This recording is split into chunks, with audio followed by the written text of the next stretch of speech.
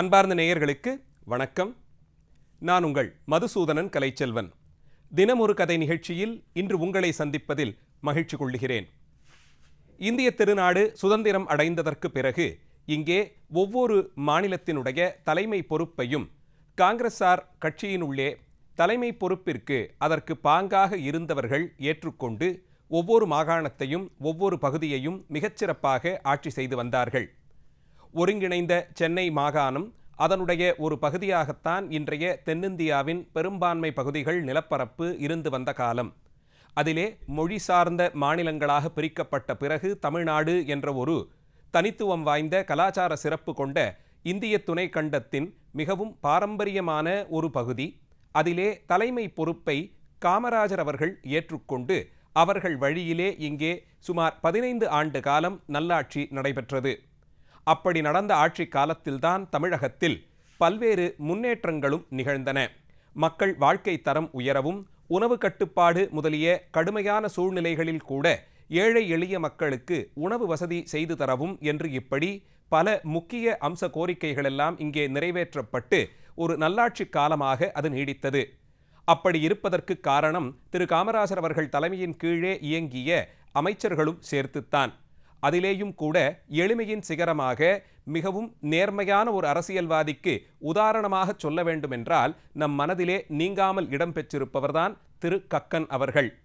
1908 ஆண்டு மதுரை மாவட்டத்தில் இருக்கும் மேலூர் வட்டத்திலே தும்பைப்பட்டி என்ற சிற்றூரிலே பிறந்தார். இவருடைய தந்தையார் அந்த கிராமத்தில் இருக்கும் உள்ளூர் கோயிலிலே பூசாரியாக பணியில் இருந்தவர். பூசாரி கக்கன் என்று எல்லோராலும் அழைக்கப்பட்டவர்.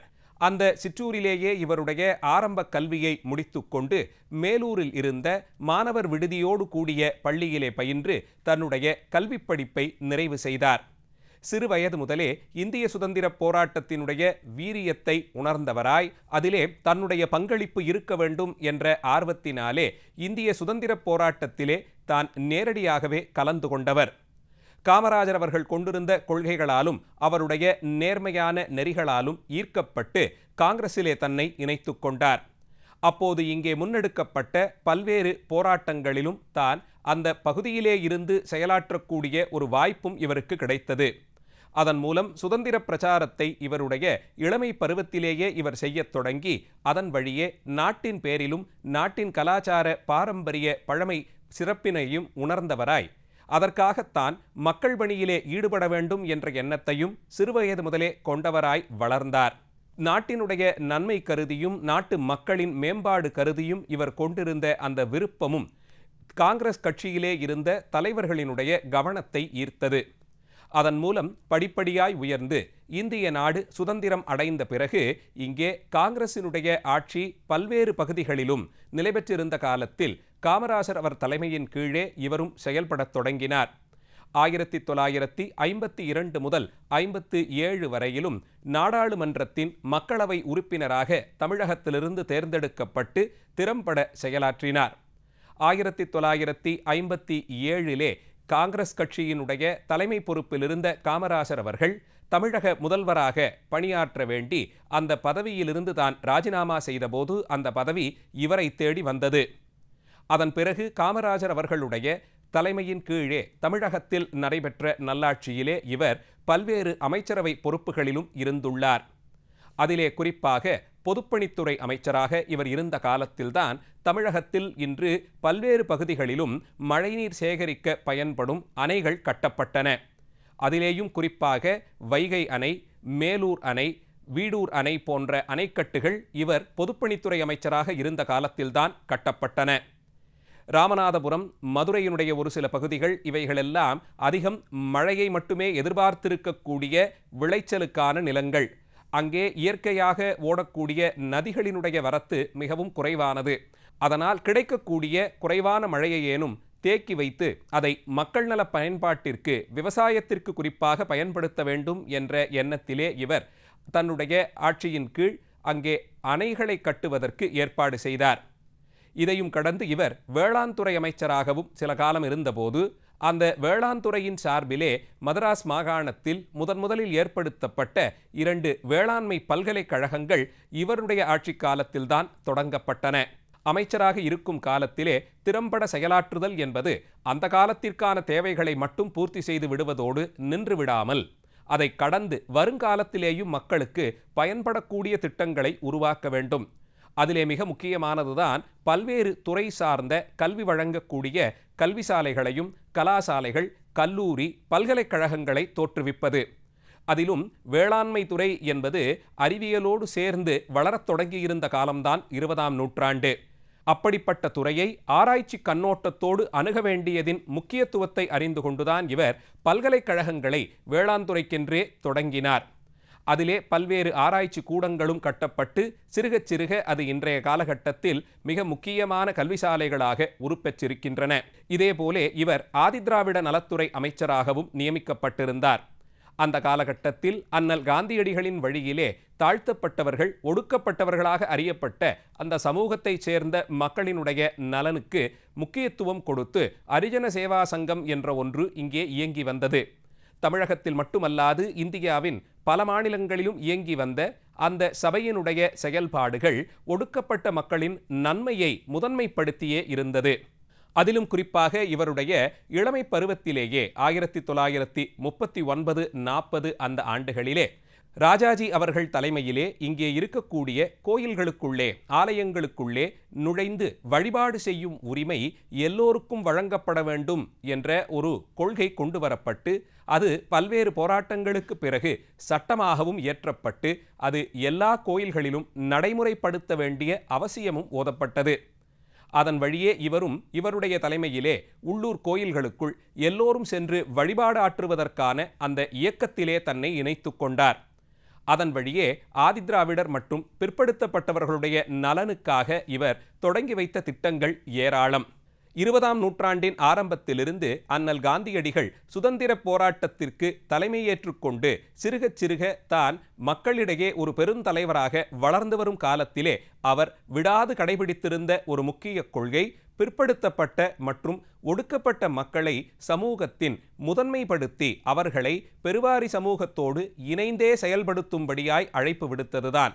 எந்த ஒரு செயல்பாட்டிலும் சமூக அளவிலே பிறப்பின் வழியே பிரித்து வைக்கப்பட்டிருக்கக்கூடிய சாதி குல மரபுகளை எல்லோரும் ஒன்று சேர்ந்து அதை எல்லோருமாக சேர்ந்து எந்த செயலையும் செய்தால் மட்டுமே இங்கே வெற்றி பெற முடியும் என்பதனால் சமுதாயத்தினுடைய ஒற்றுமை கருதி எல்லோரையும் இணக்கி செயல்படுத்த வேண்டும் என்று காந்தியடிகள் விரும்பினார்.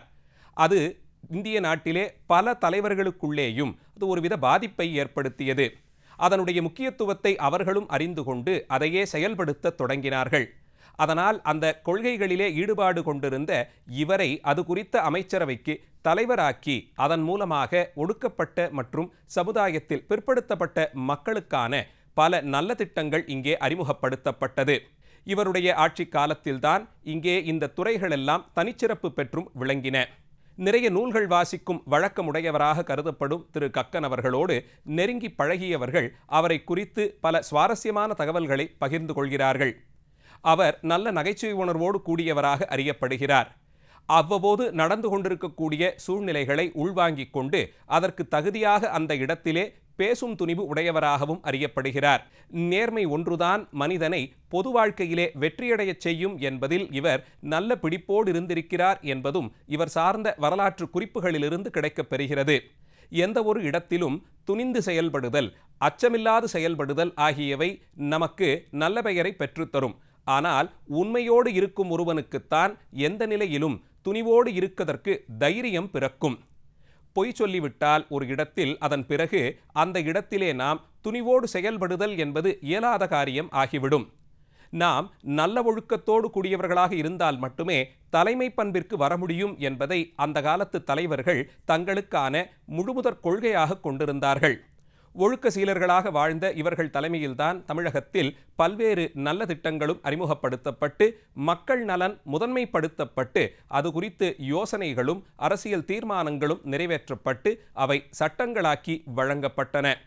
அந்த விதத்தில் 1957 முதல் 67ஆம் ஆண்டு வரை 10 ஆண்டு காலம் காமராஜர் தலைமையிலே இங்கே நடந்த ஆட்சியிலே மிக முக்கிய அமைச்சரவை பொறுப்புகளிலே இருந்த திரு கக்கன் அவர்களுடைய செயல்பாடுகள் இன்று வரையிலும் மக்களுக்கு நன்மை பயப்பதாக இருப்பதை பார்க்கிறோம்.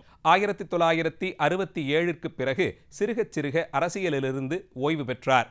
73ஆம் ஆண்டிற்கு பிறகு தான் வகித்து வந்த காங்கிரஸ் தலைமை பொறுப்பையும் கொடுத்துவிட்டு முழுவதுமாக பொது வாழ்விலிருந்து விலகிக் கொண்டார். இவர் நல்ல இறை நம்பிக்கையாளராக பார்க்கப்படுகிறார். இவர் தந்தையார் உள்ளூரில் இருந்த கோயிலில் வழிபாடு செய்து வந்தவர் ஆனபடியால் சிறுவயது முதல் இறை நம்பிக்கையோடு கூடியவராக இவர் இருந்தது ஆச்சரியமில்லை. தமிழகத்திலே சில காலங்களில் கடவுள் மறுப்பு கொள்கை என்ற பெயரிலே ராமபிரானுடைய வடிவத்தினுடைய சிறப்பையும் அவருடைய பெயருக்கும் திருவுருவத்திற்கும் களங்கம் விளைவிக்க சிலர் முயன்றபோது அதை கடுமையாக எதிர்த்தார்.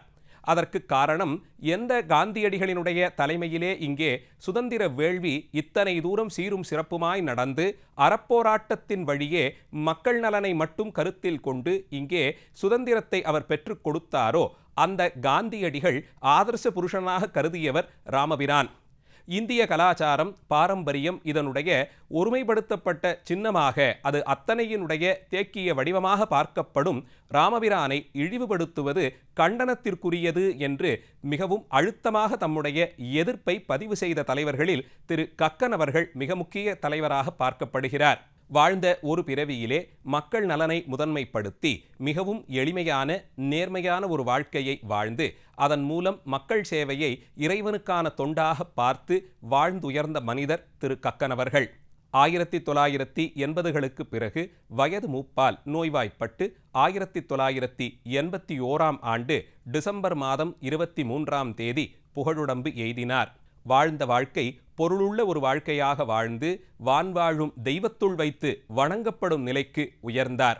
இந்திய அரசியல்வாதிகளுக்குள்ளே ஆதர்ச புருஷராக உதாரண புருஷராக நாம் பார்க்கக்கூடிய சிலரில் ஒருவராய் உயர்ந்து இருப்பவர்தான் திரு கக்கன் அவர்கள். அவருடைய நினைவை இன்றைய தினம் நாம் அவர் வாழ்க்கை வரலாற்றை சிந்திப்பதின் மூலமாக பெற்றோம். நாளைய தினம் மீண்டும் ஒரு கதையோடு உங்களை சந்திக்கிறேன். நன்றி, வணக்கம்.